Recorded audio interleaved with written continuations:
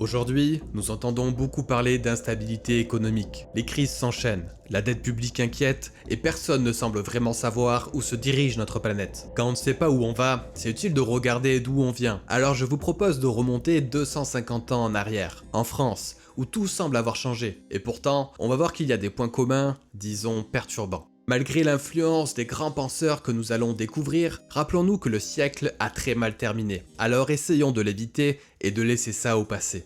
À l'époque, la France croule déjà sous une énorme dette. Les guerres ont vidé les caisses de l'État et la cour de Louis XV dépense sans compter pour les fêtes et les banquets, financés en grande partie par les impôts prélevés sur les roturiers. Résultat, une dette de l'État qui atteint 80% des richesses du royaume, des crises financières à répétition et un système fiscal injuste où la noblesse et le clergé sont privilégiés. En parallèle, l'agriculture, qui occupe une grande partie de la population, est fragile et sous-valorisée. Les paysans mènent une vie de misère et voient une grande partie de leur travail ponctionné par les impôts. Les réglementations et les barrières douanières empêchent souvent la circulation des grains, ce qui aggrave la volatilité des prix. Et pour terminer, les mauvaises récoltes provoquent l'explosion du prix du blé, ce qui déclenche des famines et dévaste les familles. Face à ces difficultés, les élites restent obsédées par la course aux métaux précieux et les guerres commerciales. Pire que ça, la fonction publique prend aux agriculteurs pour redistribuer les ressources à des entreprises improductives qui enrichissent des groupes particuliers. L'État semble bien incapable de sortir la population de la spirale de la précarité, et les décisions économiques se prennent souvent dans le luxe des palais ou des salons mondains, loin de la réalité du terrain. Pensez-vous qu'ils auraient dû faire des réformes? Certains ministres comme Turgot et Nègre ont essayé, mais ils se sont pris le mur de l'opposition de ceux qui profitent du système en place. Progressivement, il est devenu de plus en plus clair que quelque chose ne tournait pas rond, et c'est dans ce désordre qu'un petit groupe de penseurs va oser remettre en cause l'ordre établi, apporter des idées innovantes, et sans le savoir, à jamais bouleverser notre vision de l'économie. Mais qui sont-ils? Quelles sont leurs idées pour renverser l'approche traditionnelle de la richesse? Et surtout, pourraient-elles encore nous éclairer aujourd'hui? Je vous propose de répondre à toutes ces questions dans cette vidéo et de découvrir l'homme du jour, François Quesnay. Issu d'une famille modeste, il a dû se battre pour entrer dans le monde très fermé de la médecine. Mais sa précision et son ingéniosité l'ont fait remarquer, jusqu'à qu'il devienne le chirurgien le plus réputé de Paris et finir par devenir le médecin personnel de Louis XV. Aujourd'hui, on le retrouve au palais de Versailles, dans un cabinet attenant à la chambre royale. Lorsqu'il se penche à la fenêtre, il aperçoit à loin les champs, où des paysans travaillent sans relâche sous le soleil caniculaire de France. Il voit d'un côté le luxe fastueux de la cour et de l'autre la pauvreté grandissante dans les campagnes. À chaque fois qu'il soigne un dignitaire ou qu'il discute avec un ministre, il réalise à quel point la France, malgré ses coffres remplis d'or, souffre d'un profond déséquilibre. Les famines, la misère rurale, la dette de l'État, l'obsession pour l'accumulation de métaux précieux n'a pas empêché ces problèmes. Ses préoccupations et la curiosité naturelle de Quesnay le poussa à apprendre l'économie, et un jour, il rencontra Jacques de Gournay, lui aussi un passionné, et c'est autour de ces deux hommes que peu à peu, un cercle de penseurs critiques s'est construit. Ensemble, ils se demandèrent où se trouve la véritable source de richesse du pays. Quesnay, fort de son esprit de médecin et de ses observations du corps humain, va s'inspirer de la circulation sanguine pour publier en 1758 son œuvre la plus célèbre, le Tableau économique. C'est un schéma révolutionnaire qui décrit qui crée la richesse, comment elle circule et pourquoi l'agriculture y joue un rôle central. Dans ce tableau, la société est découpée en trois classes. D'abord, on trouve la classe productive, les agriculteurs. Pour Quesnay, ce sont eux qui créent la véritable richesse, car la terre est la seule source capable de produire un véritable surplus. Si on plante une graine, on récolte des épis qui contiennent plusieurs grains. C'est comme un don de la nature et ce surplus, c'est ce qu'il appellera le produit net. Ensuite, il y a la classe des propriétaires. Ça correspond à tous ceux qui détiennent les terres et leur revenu correspond au produit net que leur verse la classe productive.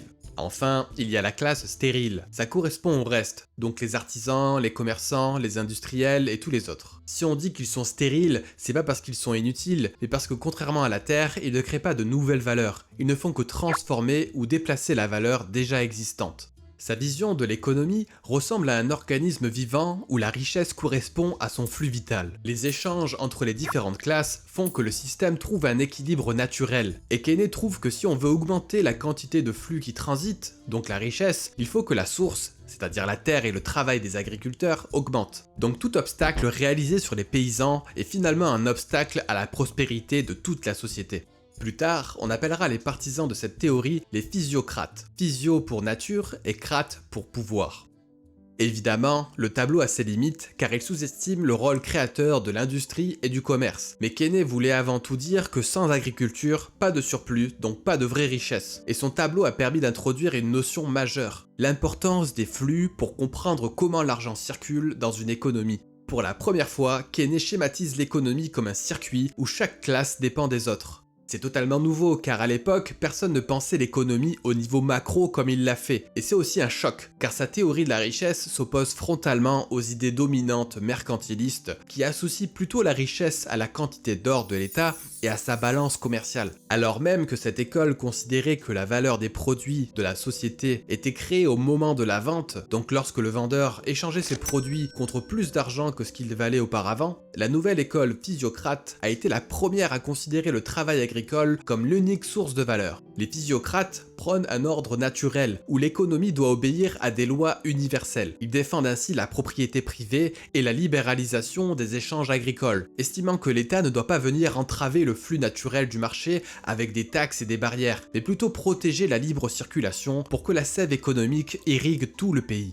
Parmi ses partisans, des figures comme le marquis de Mirabeau, Anne-Robert Jacques Turgot ou Pierre-Samuel Dupont de Nemours soutiendront ces idées de réforme fiscale et de levée des entraves interventionnistes de l'État. Mais à Versailles, cette remise en cause se heurte à la rigidité d'un système qui tire profit des taxes, des privilèges et du contrôle des marchés. Cependant, comme on le sait, Versailles ne voulant pas réformer, la population a fini par s'en charger.